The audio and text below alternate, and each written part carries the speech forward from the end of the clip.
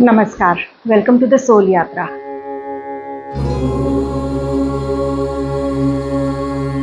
मैं नीलम, एक एस्ट्रोलॉजर और एक साइकोथेरेपिस्ट हूँ।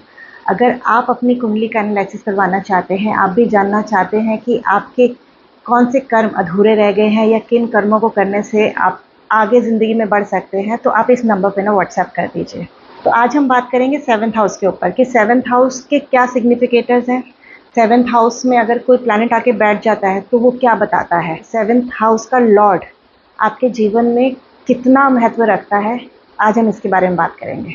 तो आज हम कोई भी बात शुरू करने से पहले ना ये जान लेते हैं कि हमें कुंडली मिलती क्यों है। क्योंकि अगर आप बर्थ चार्ट देखने में इंटरेस्टेड हैं, आप बर्थ चार्ट देख रहे हैं और अगर आप इस चैनल पर आए हैं तो आपका जो रुझान है वो हॉरोस्कोप के ऊपर है, कुंडली को लेकर है, पर उसका बेस समझना बहुत ज़रूरी है कि हम कुंडली देखते क्यों हैं और ये हमें मिलती क्यों है। मतलब ये जो बर्थ चार्ट बनता है, ये बनता क्यों है, ये जानना बहुत ज़रूरी है। तो बहुत सारे लोग क्या करते हैं कि उन्हें ज्योतिष के बारे में ना, उसके बेस के बारे में पता नहीं होता। तो ये जानना बहुत ज़रूरी है। नहीं तो क्या होता है ना, हमारे जो अंदाजे होते हैं, हम जो सोचते हैं, अज्यूम कर लेते हैं, वो अपने लिए भी खतरनाक होते हैं और अगर गलती से आप किसी और की प्रेडिक्शन करते हैं ना, उसके लिए भी खतरनाक होते हैं। तो यहाँ पे पहली बात तो हमें ये जानना है कि एस्ट्रोलॉजी आखिर आई कहाँ से। तो बेसिकली एस्ट्रोलॉजी है ज्योतिष शास्त्र। ये शास्त्र है जो वेदों से ही निकला था और वेद किसी को नहीं पता किसने बोले थे, क्योंकि शुरुआत में तो ये सिर्फ सुन के ही आगे कैरी ऑन होते थे। तो हो सकता है कि ये सतयुग से बन हो रहे हैं या पता नहीं किस कल्प से चलते आ रहे हैं, हमें नहीं पता। सतयुग में तो इसको बोल के ही आगे पास ऑन किया जाता था, गुरु से शिष्य के तरफ, फिर शिष्य आगे उसको आगे पास ऑन करते थे। फिर एक टाइम के बाद उन्हें महर्षि भृगु, जो कि खुद ब्रह्मा के मानस पुत्र थे ना, उन्होंने इन सब ज्ञान को इकट्ठा करके कंपाइल किया, इकट्ठा किया। जिस तरह हर शास्त्र बने उसी तरह ही ज्योतिष शास्त्र को भी अलग किया गया और उससे उन्हें पता चला कि जब इंसान का बर्थ होता है, जब इंसान पैदा होता है, तो ग्रहों का उसके ऊपर बहुत ज़्यादा असर होता है। और अगर हम उसे ग्रह कह रहे हैं, जो प्लैनेट्स हम इंग्लिश में कहते हैं, क्योंकि ग्रह का कोई इंग्लिश ट्रांसलेशन नहीं मिला, जिन्होंने भी इसका अनुवाद किया तो उसको उन्होंने प्लैनेट समझ लिया, पर ये ग्रह हैं जो हमारी कर्मों को ग्रहण कर लेते हैं, इसीलिए इन्हें ग्रह कहते हैं। तो उस समय जब मनुष्य पैदा हुआ तो उस समय ग्रहों की स्थिति क्या थी और किस स्थिति में उसने वो जन्म लिया, उन्हें पता चला कि ग्रहों की जो मूवमेंट होती है उससे मनुष्य के मानसिक और शारीरिक पहलुओं में भी ना बहुत ज़्यादा अंतर आता है।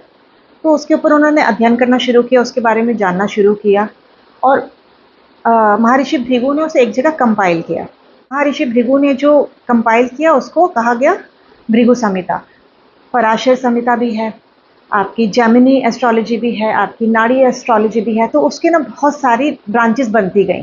सबने जिस तरीके से उसका अध्ययन किया, उसके बारे में रिसर्च की और देखा कि ये लोगों के ऊपर किस तरह से फिट हो रहा है। अगर एक सूत्र बना है तो वो क्या उनके साथ रेजोनेट कर भी रहा है या नहीं कर रहा है, उसके हिसाब से उन्होंने अपनी अपनी शास्त्र बनाए, उसके बारे में अपनी अपनी व्याख्या दी, अपनी अपनी परिभाषाएं दी। मैं ये बात कर रही हूँ बहुत हज़ारों साल पुरानी। तो अब हम वही सूत्र इस काल में भी यूज़ करते हैं। तो जब हम कोई इतना पुराना सूत्र इस काल में यूज़ करते हैं तो क्या वो अभी भी लागू होता है या उसकी परिभाषा चेंज हो जाती है, ये जानना बहुत ज़रूरी है। मोस्टली वैसे ही लागू होते हैं, पर हम अब कलयुग में हैं। कलयुग में जो हो सकता है सतयुग में ख़राब चीज़ें हुआ करती थी, कलयुग में वो कलयुग के हिसाब से अच्छी हैं, वो अच्छा असर देती हूँ। जिस तरह पहले के जो कुंडलियाँ बनती थी वो सिर्फ पुरुषों की बनती थी, उन्हीं के आधार पर सारी टिप्पणियाँ दी जाती थी, उनके बारे में बताया जाता था कि वो क्या क्या करने आए हैं, उन्हें क्या क्या करना चाहिए, वो किया जाता था। पर अब तो फीमेल एंड मेल दोनों ही इक्वली पार्टिसिपेट करते हैं अपने घर में, मतलब उन दोनों का बराबर का हिस्सेदारी हो चुकी है। तो दोनों के ऊपर अब वो सूत्र लागू होने होते हैं। तो इसीलिए ना बहुत सारी चीज़ें चेंज हो जाती हैं, बहुत सारे सूत्र को थोड़ा सा तोड़ा मरोड़ा जाता है। तो जब भी आप एस्ट्रोलॉजी करें ना, तो वो लीक की फ़कीर करके नहीं करें, उसे देखें कि वो प्रैक्टिकल जीवन में यूज़ हो रहा है कि नहीं हो रहा है, कि ये सिर्फ लिखा हुआ है। पहली दूसरी बात ये है कि एस्ट्रोलॉजी क्या चीज़ें प्रिडिक्ट करती है, वो हमारा फ्यूचर हमें प्रिडिक्शन में बताती है। तो मेरा मानना ये है कि वो प्रिडिक्ट नहीं करती।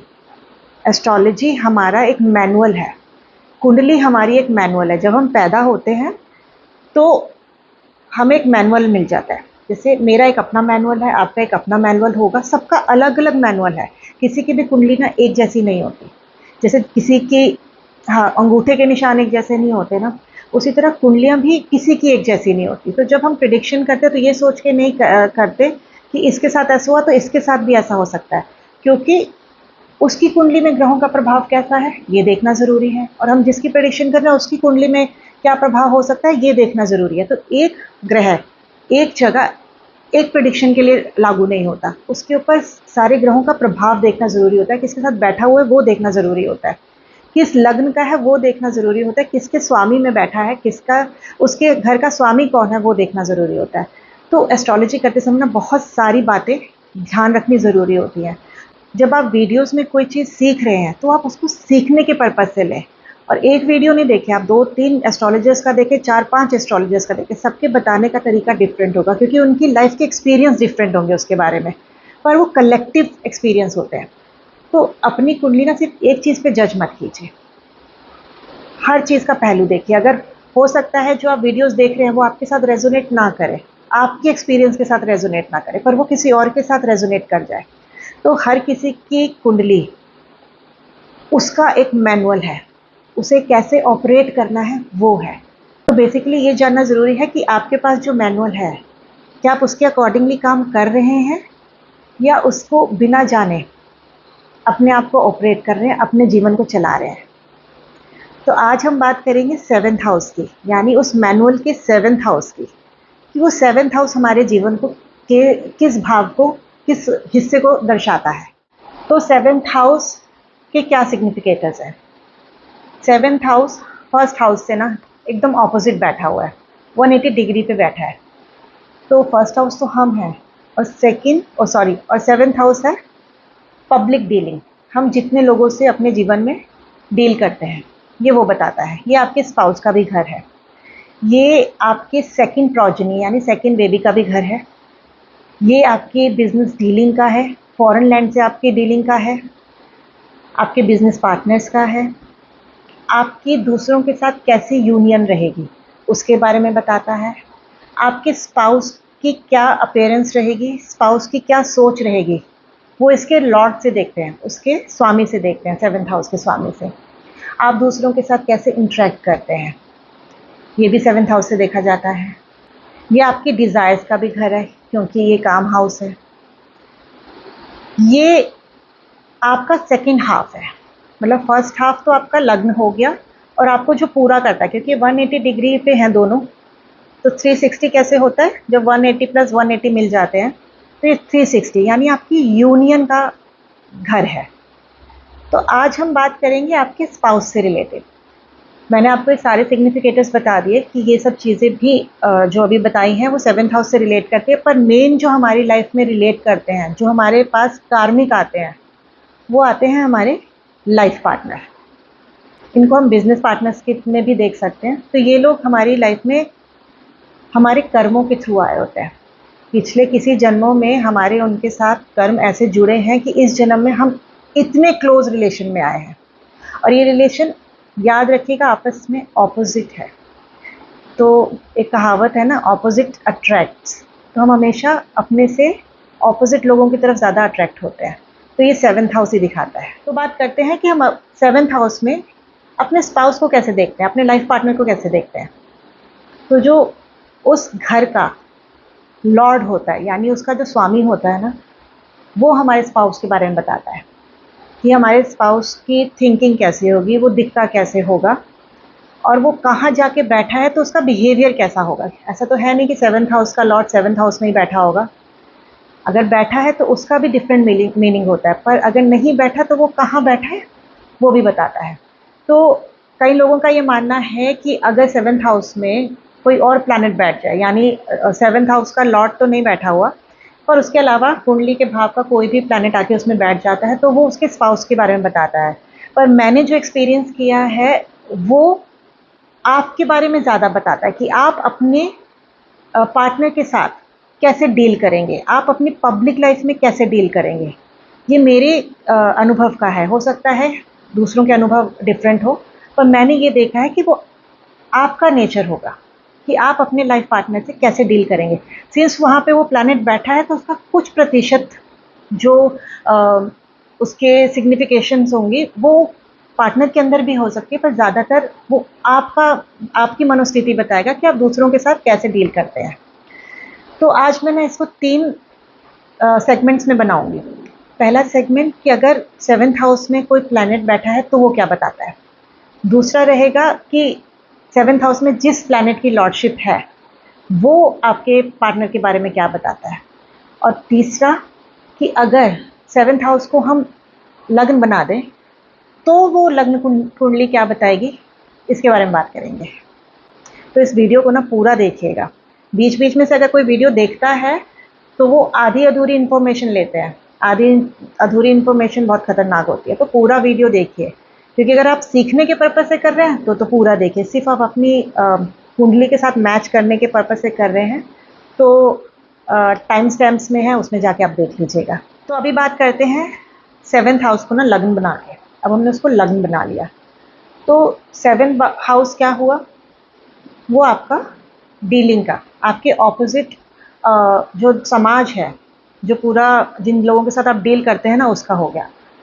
तो उससे फर्स्ट हाउस क्या होगा, तो 7th हाउस से फर्स्ट हाउस हो गया अपने से 7th। तो वो ये दिखाता है कि दुनिया आपको कैसे देखती है, दुनिया ने आपके लिए क्या इमेज बनाई है, आपका लाइफ पार्टनर आपको किस तरह से देखता है। अब 7th हाउस से अगर हम 2nd हाउस को देखें तो ये अपने से 8th हो गया। 8th का मतलब है ये हमारी लॉन्जिविटी के लिए, हमारी आयु के लिए मार्केश हो गया, और ये धन की हानि करवाता है। इनफैक्ट ये जो भी 7th हाउस से रिलेटेड चीज़ें हैं ना, उससे हानि करवाता है। तो 7th हाउस से अगर हम 3rd देखें तो ये अपने से ना 9th हो गया। तो कम्युनिकेशन की वजह से, एफर्ट्स की वजह से ना शादी का लक बनता है, शादी में भाग्य आता है। अब 7th से 4th अपने से 10th में चला गया, कर्मों के घर में चला गया। तो अपने सुख सुविधाओं के लिए एफर्ट्स लगाते हैं, उनकी वजह से हैप्पीनेस मिलती है, उनकी वजह से ही 4th हाउस से रिलेटेड जो काम होते हैं ना वो एक्टिवेट होते हैं। तो यहाँ पे ये कर्म का घर दिखाता है। अब 7th हाउस से 5th हाउस 11th हाउस हो गया, शादी से गेन करवाता है, आपस में एक दूसरे से कितना प्रेम है, एक दूसरे का कितना सहयोग मिलेगा, ये हम इस हाउस से देख सकते हैं। अब 7 से 6 हाउस देखते हैं, ये अपने से हो गया 12th हाउस। ये डिवोर्स, सेपरेशन, कुछ लंबे समय का सेपरेशन, कुछ छोटे समय का सेपरेशन, लड़ाइयाँ, और हो सकता है लाइफ पार्टनर की हेल्थ इश्यूज ज़्यादा हो, वो ये दिखाता है। अब 7th हाउस का लॉर्ड 7th हाउस में आके बैठ गया, तो डिपेंड करता है कि वो किस उसकी परिस्थिति कैसी है। जनरली 7th हाउस का लॉर्ड अगर 7th में बैठता है और उसके साथ कोई नहीं होता तो ये ज़्यादा अच्छा नहीं माना जाता। तो बेसिकली इसके साथ एक सपोर्ट सिस्टम होना चाहिए, नहीं तो दोनों पार्टनर्स का मिजाज एक जैसा होता है, दोनों पार्टनर्स की सोचने की जो और एक दूसरे से एडजस्ट करने का लेवल होता है सेम होता है। अगर आपका एडजस्ट करने का लेवल नहीं है तो उसका भी नहीं होगा, अगर आपको चीटिंग करने की आदत है तो उसकी भी हो सकती है। तो ये बेसिकली अच्छा नहीं माना जाता, इतना अच्छा नहीं माना जाता। अगर 7th हाउस का लॉर्ड 8th में जाके बैठ जाता है, अपने से 2nd में बैठ जाता है, म्यूचुअल गेन थ्रू मैरिज, मतलब शादी से के बाद जो आप दोनों का म्यूचुअल गेन है वो ये दिखाता है कि शादी के बाद आपको धन की प्राप्ति कैसे होगी, वो ये दिखाता है। पर ये अपने से दूसरा भी है तो ये मार्केश भी हो जाता है। अब 9th हाउस, 7 से 9th हाउस अपने से तीसरा घर हो गया, तो अपनी शादी के भाग्य को बढ़ाने के लिए बहुत मेहनत लगती है, चाहे भाग्य अच्छा है बुरा है, दोनों में एफर्ट बहुत लगते हैं, और उन्हीं एफर्ट से ना शादी को रोका जाता है। या तो शादी बहुत अच्छी चलती है या वो रुक रुक के चलती है, डिपेंड करता है वहाँ पे प्लैनेट कौन बैठा है, इसका बहुत ज़्यादा असर आता है। अगर वो 9th हाउस में कोई प्लैनेट पीड़ित बैठा है या मेलेफिक प्लैनेट बैठा है तो वो शादी में एफर्ट्स बहुत डलवाता है, शादी को बनाए रखने में। और अगर अच्छा बैठा है तो वो शादी में एफर्ट्स डलवाता है ताकि शादी और अच्छी तरह इवॉल्व हो और ज़्यादा अच्छी बने। अब इसके आगे आता है 10th हाउस। 7 से 10th हाउस हो गया, 4 से 4th हाउस सुखों का घर हो गया। यहाँ पर पार्टनरशिप में दोनों एक दूसरे के साथ काम कर सकते हैं, सेम बिजनेस के हो सकते हैं, सेम जॉब से रिलेट कर सकते हैं, तो दोनों का जो वर्क पैटर्न होगा वो एक जैसा होगा। अब 7 से 11th हाउस पर गेन में और अपने से 5th हाउस हो गया। तो ऐसे पार्टनर बहुत अच्छे दोस्त होते हैं, ऐसे लोग एक दूसरे के सपोर्ट में हमेशा खड़े रहते हैं और इनके अंदर जो प्रेम होता है एक दूसरे के लिए बहुत प्योर होता है। पर हर चीज़ में मैं बार बार कहती हूँ, प्लैनेट की पोजीशन देखनी बहुत ज़रूरी है और इसमें कौन सा प्लैनेट बैठा है वो देखना बहुत ज़रूरी है। अब 7th को अगर हम देखें 12th हाउस से, तो अपने से 6th हो गया। तो जनरली ये वाली पोजीशन में क्या होता है कि जिसकी कुंडली में ये पोजीशन होती है उसके ऊपर शादी की सारी जिम्मेदारी आ जाती है, सारी रिस्पॉन्सिबिलिटी, और शादी निभाने की भी रिस्पॉन्सिबिलिटी उसके अंदर आ जाती है, उसके ऊपर आ जाती है। और हो सकता है लाइफ पार्टनर ना हेल्थ रिलेटेड इश्यूज़ में हो या उसको बहुत ज़्यादा हेल्थ रिलेटेड इश्यूज़ हो। तो ये तो था हमारा 7th हाउस को लग्न बना के 12 भाव में अगर इसकी पोजीशन हो तो ये क्या बताता है। अब हम बात करेंगे कि अगर इसमें कोई प्लैनेट बैठा हो तो क्या होता है। जनरली 7th हाउस में कोई प्लैनेट खास अच्छा काम नहीं करता, उसमें कुछ ना कुछ एक कमी आ जाती है। और 7th हाउस पे अगर किसी के एस्पेक्ट भी ना पड़ रहा हो तो भी अच्छा नहीं होता, मतलब किसी प्लैनेट का एस्पेक्ट भी ना पड़ रहा हो तो भी उसे अच्छा नहीं माना जाता। तो 7th हाउस में अगर खुद का ही लॉर्ड बैठा है तो मैंने अभी बताया कि वो इंसान बहुत ज़्यादा इंटरफेयरिंग होगा अपने लाइफ पार्टनर की लाइफ में, और हो सकता है लाइफ पार्टनर भी उसी की तरह हो, उनके मिजाज एक जैसे हों। तो अब बात करते हैं कि अगर इसमें सूर्य आके बैठ जाता है तो सूर्य क्या दर्शाता है, अथॉरिटी, लीडरशिप, ईगो। तो आपका बिहेवियर हो सकता है, क्योंकि आपके कुंडली में बैठा है ना, तो आपका बिहेवियर हो सकता है कि आप अपनी शादी में ईगो रखते हो, आप बहुत डोमिनेटिंग हो और आपकी झुकने की आदत ना हो, आप ज़िद्दी हो और अपनी ही बात ना आप हमेशा आगे रखते हो। तो इसकी वजह से ना सूर्य अगर 7th में बैठा है तो लड़ाई झगड़े बहुत होते हैं। अब इसमें बैठ गया चंद्र यानी मून। मून हमारे इमोशंस हैं, हमारी मानसिकता है कि हम किस तरह से सोचते हैं, हमारे मूड्स हैं। मून मदर भी हो गई, मदर लाइक हो गए कि जिनका नेचर बड़ा नर्चरिंग होता है। तो अगर किसी के 7th हाउस में मून आके बैठ गया तो हो सकता है उनका नेचर ना बहुत मदर लाइक हो, बहुत केयरिंग हो, बहुत नर्चरिंग हो, अपने पार्टनर के लिए बहुत ज़्यादा प्रोटेक्टिव हो।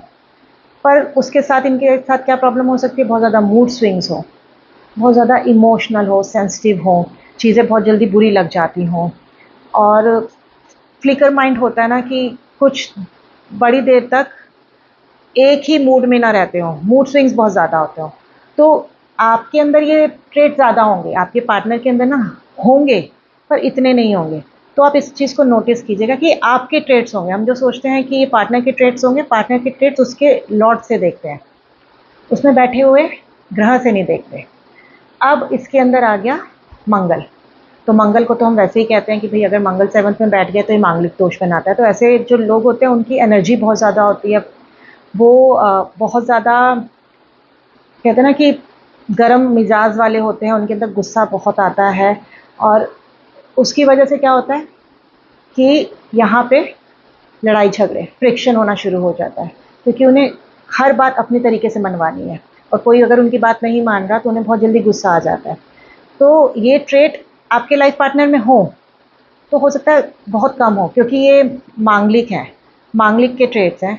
तो आपके लाइफ पार्टनर भी अगर मांगलिक है तो ये दोनों में होगा, तो दोनों एक दूसरे को कट डाउन कर देंगे, मतलब उन ट्रेड्स को कम कर देंगे, क्योंकि आप दोनों की एनर्जी सेम होगी। पर अगर ये मांगलिक नहीं है तो इसलिए कहते हैं ना कि अगर मांगलिक नहीं है तो आपको हो सकता है कि जिसके मंगल की एनर्जी इतनी हाई है उसको झेल ना पाए।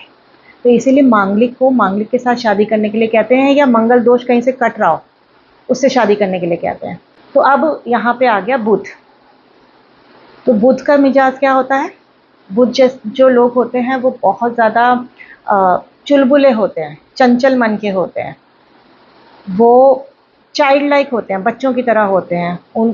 यंग, उनकी जो पर्सनालिटी होती है ना वो बहुत यंग लगती है, चाहे वो किसी भी एज के हो जाए, अगर उनका बुध अच्छा है तो। और यहाँ पे जो उसके खराब ट्रेड्स हो जाते हैं बुध के, वो ये हो जाता है कि ये लोग प्रिडिक्टेबल नहीं होते, कभी कुछ करते हैं कभी कुछ करते हैं, इनकी सोच बदलती रहती है, इनकी बातें बदलती रहती हैं, क्योंकि एक चीज़ पे डिसीजन नहीं ले सकते। ये बहुत ज़्यादा कैलकुलेटिव होते हैं, इन्हें मनी माइंडेड भी कह सकते हैं, बहुत अच्छे कम्युनिकेशन में होते हैं, बहुत अच्छी बातें कर सकते हैं। तो बुध का यहाँ पे होना कोई ख़ास मतलब बुरा असर नहीं दिखाता। बुरा असर तब होता है कि जब ये एक डिसीजन ढंग से नहीं ले सकते, तब ये हो सकता है कि मैरिज में भी कन्फ्यूजन क्रिएट कर दें। अब यहाँ पे आके बैठ गया है गुरु, यानी जुपिटर। जुपिटर एक वाइज मैन को दिखाता है, एक नॉलेजेबल इंसान को बताता है, बहुत सोच समझ के काम करने वाले लोग, स्पिरिचुअल लोग, ये इनके अंदर बहुत ज़्यादा पेशेंस होते हैं। पर समहाउ जुपिटर हम लोग कहते हैं कि अच्छा होता है अगर 7th हाउस में बैठे, बट जुपिटर एक स्पिरिचुअल ग्रह है, उसका काम 7th हाउस से रिलेटेड चीज़ों का नहीं है। तो हो सकता है कि धीरे धीरे धीरे जिसका ये जुपिटर है वो इस पोजीशन में बैठा है, वो एक एज के आने के बाद ना फैमिली लाइफ से डिटैच होना शुरू हो जाए और स्पिरिचुअलिटी की तरफ जाना शुरू हो जाए, रिलीजन की तरफ ज़्यादा जाना शुरू हो जाए। तो इसीलिए 7th हाउस में कोई भी ग्रह ज़्यादा अच्छा काम नहीं करता। अब इसमें आके बैठ गया शुक्र, 7th हाउस का ही कारका है, अपने दिग्बली पोजीशन में है, पर उसके बाद भी अच्छा नहीं है। पहले तो हम ये जान लेते हैं कि शुक्र का मिजाज कैसा होता है, शुक्र कैसे होते हैं। ये चार्मिंग होते हैं, इनकी पर्सनालिटी बहुत अट्रैक्टिव होती है, बहुत अच्छी तरह तैयार होते हैं। शुक्र के जो भी इनके अंदर गुण होते हैं ना, कि बहुत अच्छे लग्जरी लाइफ में जीना इन्हें पसंद होता है। ये पैशनेट होते हैं, अपनी चीज़ों को लेके बहुत पैशनेट रहता है, फुल ऑफ लाइफ होते हैं। पर शुक्र का ही लॉर्ड, अगर शुक्र ही यहीं पे बैठ जाए और उसी घर का ये लॉर्ड होता है, तब ये प्रॉब्लम्स देना शुरू कर देता है। यानी 7th हाउस का लॉर्ड शुक्र ही है और उसी में बैठ गया, तब इसमें परेशानी आनी शुरू हो जाती है।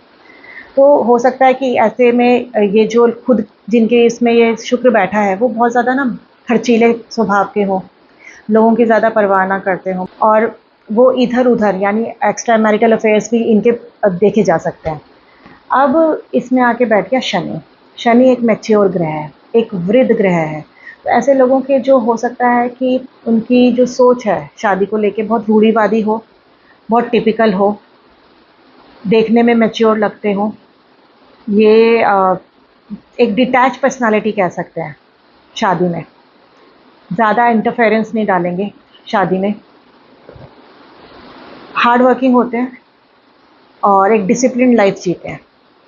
तो शनि यहाँ पे बुरा कह भी सकते हैं, नहीं भी कह सकते, क्योंकि अगर कोई इंसान सिर्फ अपने में ही रहे तो ये शादी के लिए जो एक यूनियन वाली जगह है उसके लिए तो एक खराब ही हो जाता है। और इसके बाद आ गया यहाँ पे राहु। तो जिसका ये राहु बैठा हुआ है वो बहुत कंफ्यूज्ड पर्सनालिटी होगा, उसे पता ही नहीं होगा कि कब मुझे क्या करना है। वो बहुत कुछ करना चाहता होगा, बहुत सारी चीज़ें अचीव करना चाहता होगा, बहुत सारे धन दौलत चाहिए, ऐशो आराम चाहिए, सब चाहिए, उन्हें बहुत सारे पार्टनर्स भी चाहिए। वो इतने ज़्यादा कंफ्यूज रहते थे कि वो एक डिसीजन नहीं ले पाते। तो अगर इस पे राहु पे अगर बृहस्पति की दृष्टि नहीं है तो ये खराब है। पर अगर बृहस्पति की दृष्टि है या वो अच्छे किसी कॉम्बिनेशन में बैठा है तो इसके जो ये प्रभाव है ना ये थोड़े कम होने लगते हैं, यानी वो जो खराब प्रभाव है वो थोड़े कम हो जाते हैं। अब यहाँ पे केतु आके बैठ गया। तो केतु तो बेसिकली इस घर, केतु कहीं पे भी बैठे वो डिटैच करवाता है, उस जगह से डिटैच कराता है। पर ऐसे लोग ना शादी जनरली मैंने देखे इनकी शादी टूटती नहीं है, शादी में एक खिंचाव होगा, क्योंकि केतु क्या है, केतु अपने आप ही ऑलरेडी ये काम पिछले जन्मों में कर आया है, अब उसे दोबारा नहीं करना। तो केतु को यहाँ पे जगाना पड़ता है। जगाने के लिए जो फर्स्ट हाउस राहु है ना उसकी नज़र उस पर पड़ रही है, तो और अगर किसी और की भी उस पर दृष्टि पड़ती है तब वो हाउस एक्टिव हो जाता है, तब वो डिटैचमेंट नहीं कराता, तब वो किसी तरह का सेपरेशन नहीं कराता। पर अगर नहीं पड़ रही तो ऐसे इंसान बहुत ज़्यादा आइसोलेटेड होते हैं, अपने में रहना ज़्यादा पसंद करते हैं। तो ये तो था 9 प्लैनेट्स अगर इस 7th हाउस में आके बैठ जाते हैं। तो अब हम बात करते हैं कि 7th हाउस का लॉर्ड क्या बताता है कि आपके पार्टनर की क्या पर्सनालिटी होगी और उसकी क्या थिंकिंग होगी। तो आपके 7th हाउस में कौन सी राशि है? अभी मैंने बताया ना कि फर्स्ट हाउस हम हैं और सेवेंथ हाउस ऑपोजिट लोग हैं, पब्लिक है। तो हम जो है हम वैसे लोगों को अट्रैक्ट नहीं करना चाहते, हमें हमेशा पसंद आते हैं वो लोग जो हमसे डिफरेंट होते हैं। तो अगर किसी के सेवेंथ हाउस में एरीज यानी मेष की राशि बैठी है, तो उनके पार्टनर कैसे होंगे, उनका मिजाज कैसा होगा। तो एरीज क्या होते हैं, ये लोग ना बहुत ज़्यादा एनर्जेटिक होंगे, एथलीट होंगे, फिटनेस फ्रीक हो सकते हैं। ये लोग ना एक्शन ओरिएंटेड होते हैं, यानी काम पहले कर लेंगे फिर सोचेंगे बाद में कि मैंने गलत तो नहीं कर दिया। तो इनकी ना इसकी वजह से नेगेटिव ट्रेड्स भी बनते हैं। तो इनके नेगेटिव ट्रेड्स क्या हो गए, गुस्सैल होंगे, क्योंकि जो बहुत जल्दी जल्दी काम करते हैं ना, तो उन्हें हर किसी से वो एक्सपेक्टेशन होती है कि काम जल्दी करे। अगर वो काम जल्दी नहीं कर रहा, उनकी बात नहीं मान रहा या उनके हिसाब से नहीं चल रहा, तो उन्हें बहुत जल्दी गुस्सा आता है। वो बहुत ज़्यादा कहते हैं ना एंग्री पोजीशन में ज़्यादा रहते हैं, गुस्से में ज़्यादा रहते हैं, और इसकी वजह से क्या होता है, लड़ाई झगड़े। अब सेवेंथ हाउस का लॉर्ड है टॉरस, वृष राशि। तो वृष राशि क्या दिखाती है, तो आपके पार्टनर की पर्सनालिटी भी कैसी हो सकती है, आपके पार्टनर के जो मिजाज हैं उनका नेचर किस तरह का हो सकता है। तो ऐसे लोग ना सुंदर होते हैं, एक उनकी गठी हुई शरीर होता है, अच्छा शरीर होता है, देखने में बहुत ज़्यादा अट्रैक्टिव होते हैं और शांत स्वभाव के लगते हैं। इनका जो नेचर होता है ये भी बैलेंस्ड होता है, घर गृहस्थी को संभालने में एक्सपर्ट होते हैं, वेरी डाउन टू अर्थ। इनका जो नेगेटिव ट्रेट होता है वो ये होता है कि ऐसे लोग ना बहुत ज़िद्दी होते हैं, फ्लेक्सिबल नहीं होते, चीज़ों को चेंज करने में ज़्यादा फ्लेक्सिबल नहीं होते, मतलब बड़ी आसानी से चीज़ें मानते नहीं हैं। और ये लोग बहुत ज़्यादा सेंसिटिव होते हैं, यानी दूसरों की बातें ना अपने दिल पे भी लगा लेते हैं। अब बात करते हैं कि यहाँ पर मिथुन राशि है, जेमिनी राशि है।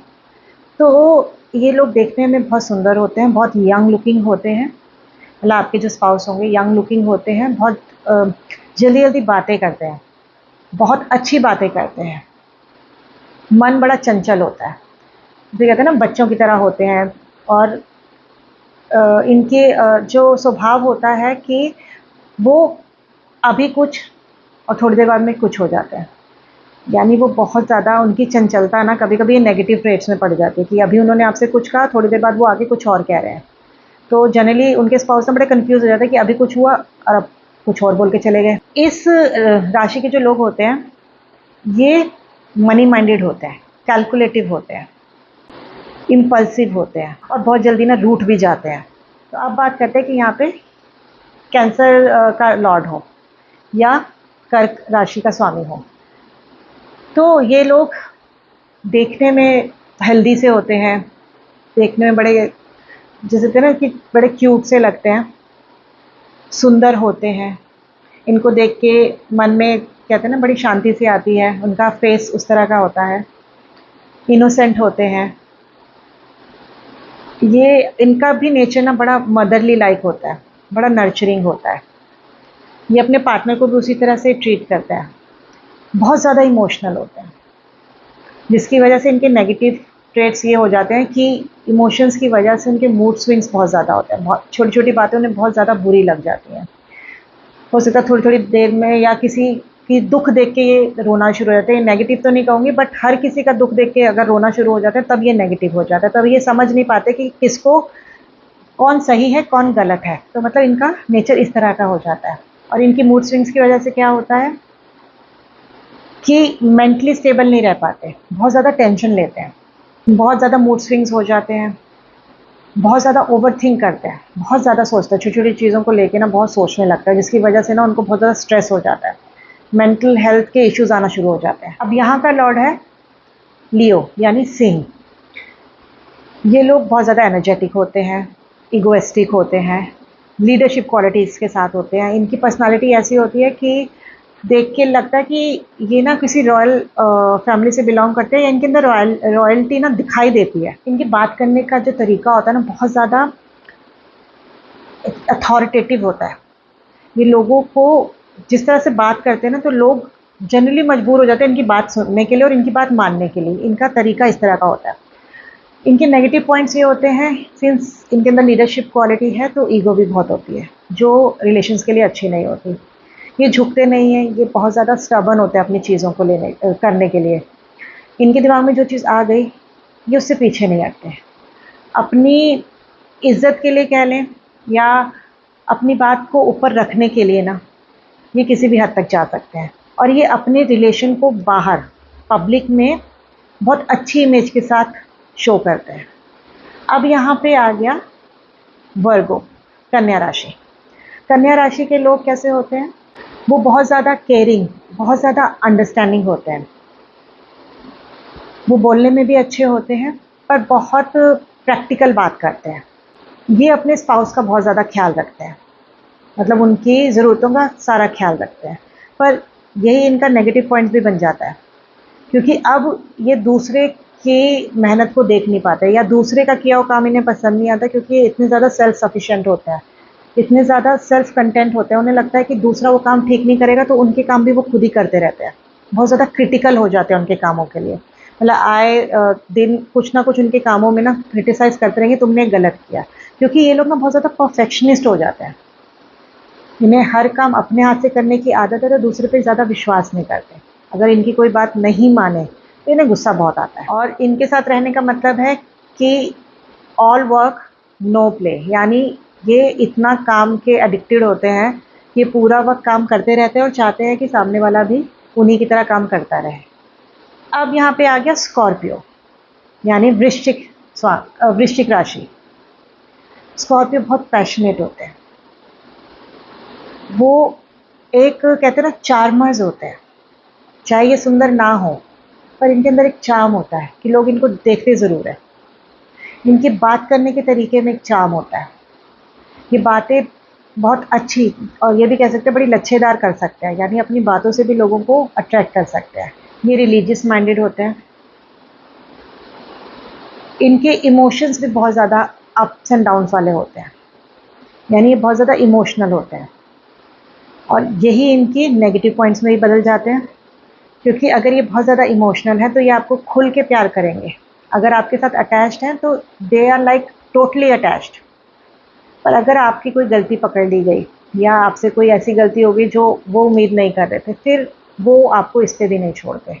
यानी उनके इमोशंस ऐसे वेव में ना चल के ऐसे चलते हैं, गलती बर्दाश्त नहीं तो वो आपसे दूरी बनाना शुरू कर देंगे।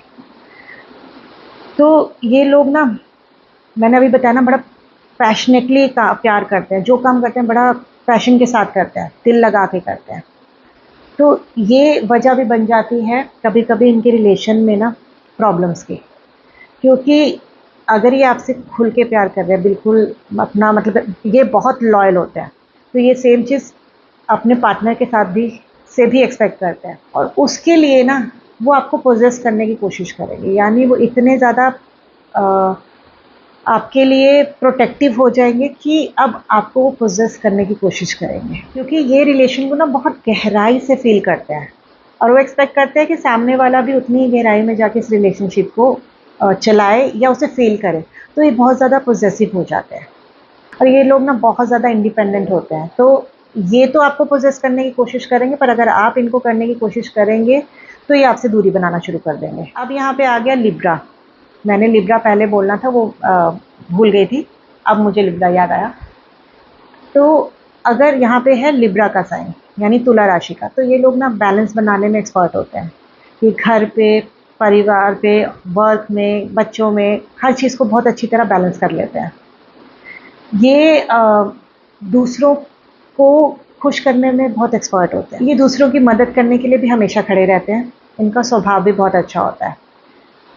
ये देखने में भी सुंदर होते हैं, बात करने में भी बहुत नब्बी-तुली बातें करते हैं, अच्छी बातें करते हैं। और लिब्रा का तो ये भी है कि आप वो जिसके साथ जैसे है ना, वो उसी की तरह उसकी बातें कर सकते हैं। यानी वो रिलीजियस भी होते हैं, हँसी मज़ाक भी कर लेते हैं, स्पिरिचुअल भी होते हैं, वो हर चीज़ को बैलेंस करना जानते हैं। पर इनकी एक बहुत बड़ी कमी होती है। वो कमी ये होती है कि जब उन्हें डिसीजन लेना होता है, अभी मैंने बताया ना बैलेंस करने में लगे रहते हैं, तो उन जब डिसीजन लेना होता है या कोई काम परफॉर्म करना होता है जिसके ऊपर उनको वो रिस्पॉन्सिबिलिटी दे रखी है, तो वो ना इतना सोचते हैं कि कहीं वो काम वो गलत ना कर दें और कहीं वो किसी के साथ कुछ गलत ना कर दें, उसे जस्टिस ना दे पाएँ, तो वो इतना सोचते हैं कि वो उस काम को ही नहीं परफॉर्म करते, कि उनसे कहीं गलती ना हो जाए, कहीं वो इम्बैलेंस ना हो जाए। तो इसकी वजह से क्या होता है, वो दूसरों के डिसीजंस पे रिलाई करने लगते हैं, दूसरों की सहमति पे रहने लगते हैं, तो जो कि उनको आगे बढ़ने से ना रोकती है, और रिलेशनशिप के लिए भी ये खराब होता है, क्योंकि अगर एक इंसान ही अगर डिसीजन लेता रहेगा और दूसरा नहीं लेगा, तो जो नहीं ले रहा है उसके लिए वो डिसीजन ठीक ना हो, पर वो कह नहीं पा रहा, क्योंकि वो यही सोचे जा रहा है कि बैलेंस बन जाए, चलो उसको खुश कर देते, अपनी खुशी हम नीचे कर लेते हैं। बेसिकली ये हो गया कि वो दूसरे को प्लीज़ करने में ज़्यादा लगे रहते हैं। यहाँ पे धनु राशि बैठ गई, सजिटेरियस बैठ गई। तो सजिटेरियस लोग कैसे होते हैं, ये बहुत ज़्यादा कहते हैं ना फ्री सोल होते हैं, इन्हें अपनी इंडिपेंडेंस बहुत पसंद होती है, ऐसे लोग फ्री थिंकर होते हैं, ये लोग अपने डिसीजन खुद लेना पसंद करते हैं, ये बहुत अच्छे प्रीचर होते हैं, बहुत अच्छी बातें समझा सकते हैं, इनका जो माइंडसेट होता है वो होता भी स्पिरिचुअलिटी की तरफ है, चीज़ों को गहराई से देखने का, उनकी फ़िलॉसफ़ी निकालने का ये वाला नेचर होता है। देखने में सुंदर होते हैं, अच्छा शरीर होता है, लोग इनसे अट्रैक्ट होते हैं, इनकी पर्सनालिटी ऐसी होती है कि एक टाइम पे लोगों को लगता है कि शायद ये बहुत रूड हैं, क्योंकि इनको देखने में इनकी पर्सनालिटी का ऑरा ऐसा होता है कि लोगों को लगे कि हो सकता है कि ये बहुत अपने में रहने वाले हैं, पर ये बहुत ज़्यादा ओपन किस्म के लोग होते हैं। जब इंसान उनसे बात करने लगते हैं तो पता चलता है कि नहीं नहीं ये तो ऐसे नहीं है, पर ये एक लिमिटेड फ्रेंड सर्कल वाले या लिमिटेड लोगों से बात करना ज़्यादा पसंद करते हैं। इनके जो नेगेटिव पॉइंट्स है वो ये है कि ये लोग ओवरली फ्री होते हैं, मतलब शादी में इनको बांधना थोड़ा मुश्किल हो जाता है। शादी करते हैं, शादी निभाते हैं, सब कुछ अच्छा है, अगर इनकी सोच को बांध दिया जाए और इनको किसी काम में बांध दिया जाए तो वो इनके लिए नुकसान होना शुरू हो जाता है, ये बीमार पड़ना शुरू हो जाता है, क्योंकि ये फ्री सोल है, ये अपने डिसीजन खुद लेते हैं, अपनी सोच खुद बनाते हैं, दूसरों की सोच पे नहीं जाते, करते ये एकदम सही हैं, हर चीज़ को सोच समझ के करते हैं, पर अगर पार्टनर का दबाव इन पे ज़्यादा होता है तो हो सकता है थोड़ी देर के लिए एडजस्ट कर ले, पर इनकी हेल्थ पे टोल आना शुरू हो जाता है, बीमार होना शुरू हो जाते हैं। ये इनकी जो स्पीच है, अभी बताया ना, बहुत ज़्यादा फिलोसफिकल होते हैं, तो ये बहुत ज़्यादा प्रैक्टिकल भी होते हैं, इन्होंने इतना ज़्यादा इनको नॉलेज होती है कि इनकी स्पीच कभी कभी बहुत ज़्यादा हार्श हो जाती है, लोगों को चुभ जाती है, और इन लोगों को ना समय समय पे टाइम आउट चाहिए होता है, इन्हें बाहर घूमने जाना चाहिए, मतलब इन्हें बाहर घूमना बहुत ज़रूरी होता है, इन्हें ट्रैवलिंग करना बहुत ज़रूरी होता है। अब यहाँ पे आ गई मकर राशि, कैप्रिकॉर्न राशि। तो ऐसे लोग कैसे होते हैं और देखने में कैसे होते हैं, देखने में ये चार्मिंग होते हैं, अच्छे लगते हैं, सुंदर होते हैं, ये बहुत ज़्यादा डिसिप्लिन्ड होते हैं, अपने रूटीन में बहुत ज़्यादा डिसिप्लिन्ड होते हैं, बहुत ऑनेस्ट होते हैं, और ये सेम चीज़ ना ये सामने वाले से भी उम्मीद करते हैं कि सामने वाला भी, यानी उनका जो भी लाइफ पार्टनर है या बिजनेस पार्टनर है, वो उनके साथ ऑनेस्ट हो, बहुत प्रैक्टिकल होते हैं, बहुत हार्ड वर्किंग होते हैं, जो अगर इनको काम दिया जाए, चाहे वो घर से रिलेटेड है, बाहर से रिलेटेड है, कोई भी काम है, जो भी रिस्पॉन्सिबिलिटी इनको दी जाए ये पूरी करते हैं, और इसी की वजह से ये बहुत ज़्यादा सेंसिटिव होता है, क्योंकि ये अपने दिमाग में ना ये बना लेते हैं कि जैसा मैं हूँ सबको वैसा होना चाहिए, सब ऐसे नहीं होते, तो इन्हें बहुत ज़्यादा चोट पहुँचती है, इनके दिल पे बात लग जाती है, ये बहुत सोचते हैं कि ऐसा क्यों नहीं हुआ, ऐसा होना चाहिए था, तो इसकी वजह से ना इनको बहुत ज़्यादा मेंटल टेंशन होती है, क्योंकि ये हर चीज़ में परफेक्शनिस्ट होना चाहते हैं, हर चीज़ को टाइम पे करना चाहते हैं, जैसे इनको ओसीडी जैसी प्रॉब्लम भी हो जाती है। ओसीडी का मतलब होता है कि एक ही काम को बार बार करना या एक तरीके से करते ही जाना, उसी तरीके से करना, तो ये ओसीडी के भी शिकार हो जाते हैं। ये लोगों के साथ ज़्यादा खुल के बात नहीं करते, अपनी बातें ना दिल में छुपा के रखते हैं। ये लोग मनी माइंडेड होते हैं, पैसा कमाना चाहते हैं, पैसा जोड़ना चाहते हैं। यहाँ पे अगर कुंभ राशि है, एक्वेरियस है, तो जो आपका लाइफ पार्टनर होगा ना, उसकी सोच आउट ऑफ द बॉक्स होगी, बहुत इंटेलिजेंट होगा, बहुत एनालिटिकल स्किल्स होंगी, चीज़ को देख के उसको समझने की एक शक्ति होगी कि हाँ ये हो सकता है, उसके अंदर हो सकता है इंट्यूशन पावर भी अच्छी हो, देखने में भी वो लंबे, पतले, अट्रैक्टिव, मतलब उनके अंदर ये सारी खूबियाँ हो सकती हैं। बहुत ज़्यादा सत्यवादी होंगे, बहुत ज़्यादा ट्रुथफुल होंगे, असर्टिव होंगे, जो उन्हें चाहिए चाहिए, नहीं चाहिए नहीं चाहिए, क्लियर, कॉन्फिडेंट होते हैं, ऐसे लोग बहुत ज़्यादा कॉन्फिडेंट होते हैं। अब इनके जो नेगेटिव ट्रेट्स हैं वो इन्हीं पॉजिटिव में से आ रहे हैं कि ये बहुत ज़्यादा सत्यवादी होते हैं, जिसकी वजह से दूसरों को हर्ट कर देते हैं। बहुत ज़्यादा असर्टिव होते हैं तो दूसरों के इमोशंस नहीं समझ पाते, अपने इमोशंस पे ज़्यादा इनका फोकस रहता है, जिसकी वजह से ये बहुत ज़्यादा सेल्फ सेंटर्ड हो जाते हैं। ये बहुत ज़्यादा ज़िद्दी हो जाते हैं, रिलेशन में ज़्यादा कोऑपरेट करने पे विश्वास नहीं रखते, और अगर इनके हिसाब के या इनके मुताबिक कोई चीज़ नहीं होती रिलेशन में तो ये बहुत ज़्यादा रिबेलियस भी हो जाते हैं। अब बात करते हैं, यहाँ पे बैठा है मीन राशि, यानी यहाँ पे बैठी है मीन राशि स्पाइसेस। स्पाइसेस लोग बहुत ज़्यादा इमोशनल होते हैं, देखने में सुंदर होते हैं, एक ऐसा ऑरा होता है कि जिनको देख के लगता है कि हमारी सारी बातें सुन सकते हैं, बड़ा वेलकमिंग ऑरा होता है, ऐसा होता है कि लोग इनसे जाके बैठ के अपनी बातें करते हैं, बड़ा आर्टिस्टिक लुक होता है उनका, बहुत क्रिएटिव होते हैं, बहुत इमेजिनेटिव होते हैं, लविंग होते हैं, केयरिंग होते हैं, कंपैशनेट होते हैं, और ये सब होने की वजह से बहुत ज़्यादा इमोशनली सेंसिटिव भी होते हैं, क्योंकि जिनके अंदर ये वाले ट्रेट्स होंगे ना वो इमोशनली बहुत ज़्यादा वनरेबल होते हैं, बहुत ज़्यादा से कहते हैं ना पानी का बुलबुला होते हैं कि हाथ लगाया तो वो फट जाएगा। तो ये इनके नेगेटिव ट्रेट्स में भी आता है, क्योंकि वो इतने इमोशनल होते हैं कि उन्हें हर छोटी छोटी बात बुरी लगती है। किसी ने अगर शायद उनको कहा भी ना हो, उनके बारे में ऐसा कुछ बोला भी ना हो कि उनको बुरा लग जाए, पर वो उस बात को बुरा लगा सकते हैं, उनके अंदर ये क्वालिटी होती है। वो सिचुएशंस को ना बहुत ज़्यादा सोचते हैं, उनके लिए बहुत ज़्यादा परेशान होने लगते हैं, मतलब उनकी वरी करने की टेंडेंसी होती है, बहुत ज़्यादा परेशान होने की टेंडेंसी होती है। इनके भी वही ट्रेट्स है, क्योंकि ये जलीय राशि है ना, इनके भी वही ट्रेट्स है जो स्कॉर्पियो के भी हो गए और मून के भी हो गए, कि ये बहुत ज़्यादा मूडी होते हैं, पोजेस करना चाहते हैं, ये सेम सामने वाले से सेम एक्सपेक्ट करते हैं, जैसा वो कर रहे हैं सामने वाला भी उन्हें वही दे, और अगर ऐसा नहीं होता तो ये भी ना पीपल प्लीजर बन जाते हैं, यानी दूसरे की खुशी के लिए सब कुछ करते रहते हैं, जिसकी वजह से इनकी मेंटल हेल्थ ख़राब होने लगती है, इनकी फिजिकल हेल्थ ख़राब होने लगती है। तो आज हमने ना 7th हाउस से रिलेटेड जितने भी टॉपिक कवर कर सकते थे वो कर लिए। ये इनके छोटे छोटा एक आप समझ लीजिए पॉइंट्स हैं, बाकी का जो रिसर्च वर्क करना होता है वो एस्ट्रोलॉजर्स ने खुद करना होता है, उन्हें खुद एक दूसरे के पॉइंट्स जोड़ के कुंडली बनानी पड़ती है। तो अगर आपको मेरा आज का वीडियो पसंद आया, अपने आप से आप उसको रिलेट कर पा रहे हैं, उनकी बातों से आप रेजोनेट कर पा रहे हैं, और आपको लगा कि ये वीडियो नॉलेजेबल है, एस्ट्रोलॉजी का एक अच्छा पहलू दिखाता है, तो इस चैनल को ना सब्सक्राइब ज़रूर कर लीजिएगा, बेल आइकॉन ज़रूर दबा दीजिएगा कि आने वाले वीडियोज़ हैं उनकी नोटिफिकेशन आपको टाइम पर मिल जाए, और इस वीडियो को एक लाइक कर दीजिएगा। तो अब मैं आपसे मिलूँगी अगले वीडियो में, तब तक के लिए सदा खुश रहिए, मुस्कुराते रहिए और स्वस्थ रहिए। धन्यवाद।